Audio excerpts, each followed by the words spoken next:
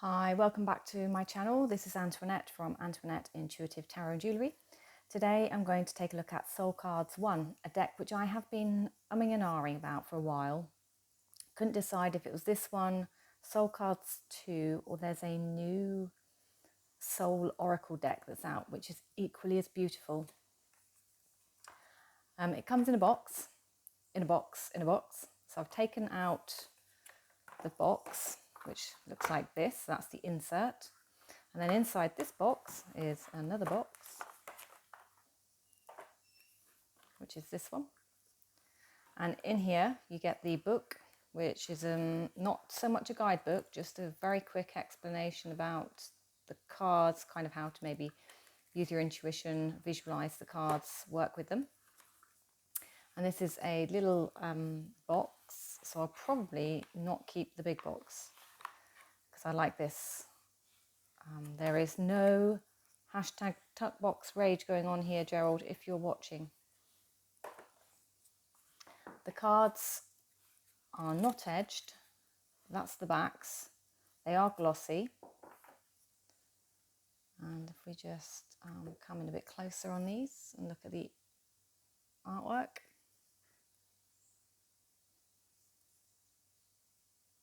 Now I know the deck creator has another deck besides Soul Cards 1 and 2. There is another deck out. I'm not sure if it's like a Faces. But I have been eyeing these up for a very long time since seeing the Hermits Cave talk about them. Simon at the Hermits Cave and Becca at Becca Talks and Tarot. They're both big fans of these decks. So there is no order to the cards. It is simply the image, the colours, and what you feel when you look at the cards. Now, Soul Cards 1 and 2. I felt Soul Cards 1, which is this deck, to me seemed a bit more on the mental aspect. So the thoughts, desires. If I was going to compare this to tarot, I would say Air and Wands is how this felt to me. And when I looked at the Soul Cards 2, which have different coloured backs, so you could easily mix the decks in and take them apart again, felt more purpley and pinky, which to me would then be like more watery, emotional. So the water and earth elements to me is how it felt. So I felt like there was a masculine and feminine feeling within the cards, despite not working with them. And I chose this deck because this is what I needed to do. I needed to challenge some of my thought processes. So I went with the one to challenge that. Although maybe it should have been the other way around. I don't know. So the artwork is just, I think really you could just pull a card and sit and stare into it for hours on end. I mean, you could pull what you like out of that. To me, I see a community. But I suppose you could equally be watchful eye. You could perhaps feel lonely. It could be that you feel like you're the island on your own and everyone else is out and about. So there's so many ways and no right or wrong way with these cards, which is a great thing. And you can use these, like the ink splots that started getting used with psychologists. What do you see? I guess you could use them in many ways a bit like that. There are suggestions that you could use them with your friends, a bit like a card game or a bonding session to see what everyone sees in the cards. But I found this deck to be a bit more moody, I suppose, as well. And I do like the colour blue, so I went with the bluer rather than the pinky purple. And as I said, what I personally viewed as girly. So, but yeah, I mean, there's like a guardian in there. I suppose you could take it one step further. Yeah, I mean, I love that look. There's two faces looking at each other, but there's also somebody sat there as well, and then they become the face. This was staring into the abyss, really, wasn't it? Nice bright sunshine.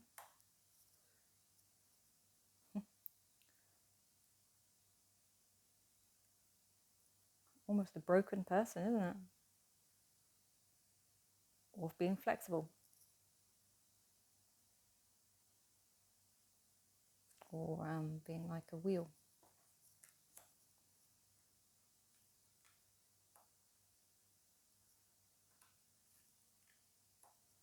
Yeah, so these are great images. I honestly don't know how and when and how often I will work with them. But as some of you who are following me on my regular updates will possibly be aware, is that I have started drawing again and trying to reclaim my penmanship in the art journal. Just, you know, free flowing, getting the wrist to move again, not being so stuck and stayed and sticky. And there's an element of this here as well, which will help to inspire me color-wise, you know, just maybe even working through practicing blending and all sorts of techniques. So I will have multiple uses for these cards. You could even lay them out and see if you could do creative writing, write a story about them. But I know these are quite popular, so it'd be interesting to see how many of you own them.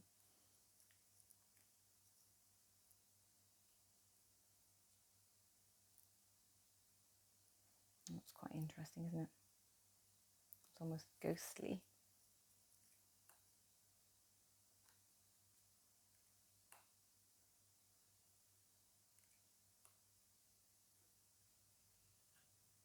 That's really definitely, you know, kind of sort of blowing up your thought process there, isn't it? But then that's what I'm seeing. What do you see? Does that mean the same to you, or do you see something more? Do you see something more creative going on in there? Do you see the light bulb moment?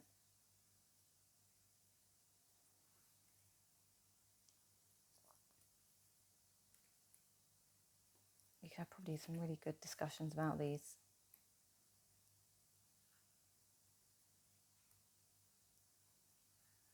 Three little fishies. They remind me a little bit of the Guardian Tarot, actually, some of these images. I bet this deck works beautifully with the Guardian Tarot. There we go, I've already paired it off. Again, that's a deck that not many people like. It's a kind of Marmite deck, but I really enjoyed working with it. I think I extended my workings with it, just so I could keep it going for a bit longer. So there you go, that's the Soul Cards 1. They are average oracle size, so bigger than a tarot card. Excuse me. Here's the book. Just have a quick flick through. So obviously this is by Deborah Koff-Chapin, I think is the way I'm pronouncing it.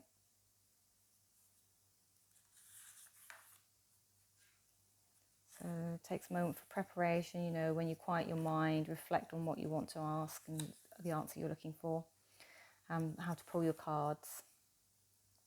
Some spreads, so we're all quite familiar with the past, present, future. We've got body, mind, soul, the challenge and the gift. So the gift comes from the challenge, so that's quite a nice reminder that, you know, sometimes when we're feeling a little bit hard done by, there's a reason. So we've got written, verbal, visualization. Movement. After contemplating an image for a while, close your eyes. Imagine that you are the figure in the card. Let your body begin to experience the atmosphere, colours, sounds and muscular sensations in this figure.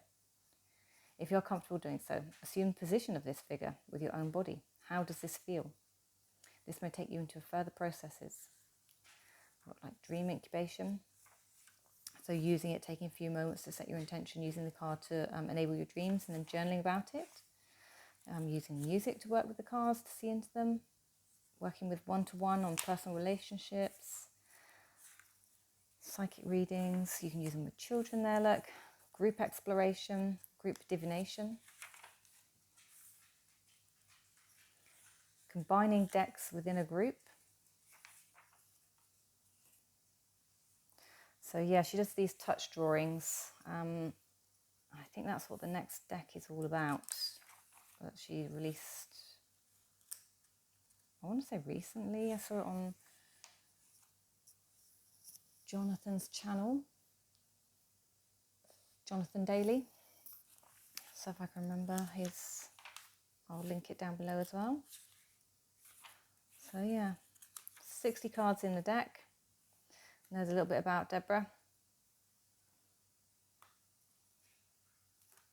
So there we are. I hope you enjoyed these and the artwork has intrigued you. Let me know what you think of them and how you would work with them. You know, what did you think of that card that I said about that one? What were your thoughts on him? What did you see? What can you see in this card even? Again, as always, let me know in comments. Please do join in the conversation. Keep things respectful. And I will see you in the next video. Take care. Bye-bye.